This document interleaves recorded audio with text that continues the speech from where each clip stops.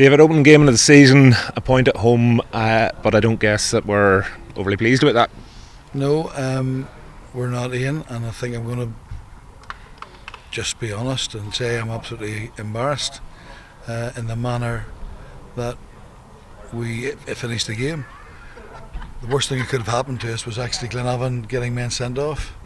In the first half, I thought for 42, 43 minutes, I did think we were the better side. We were more in control, defensively very strong, scored 2 very good goals, and then set piece undid us just before half time, and Glenavon got an equaliser.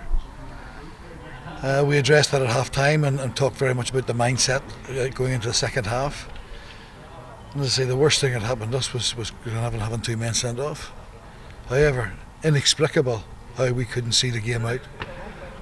I've always made it my principle that I praise in public and criticise in private, so I'm not going to go into detail what was said, but that was the longest and hardest pre-season I've put a group of men through, with 7 weeks of really tough pre-season, primarily to get people to be mentally stronger and to be able to hold on to situations like we've had today. And to say that I'm bitterly disappointed, to say that I'm angry, would be a total understatement. I just can't for the life of me fathom why we did what we did for their equalising goal. Prior to that, but we had 2 great chances which should have been buried. Again, they weren't taken. You know, so a day where I'm at a loss, albeit first game of the season. Why, when we get ourselves in such a good position, having played so fantastically well for the opening period, you know, we go from such a high to such a low within 90 minutes. It's most disappointing.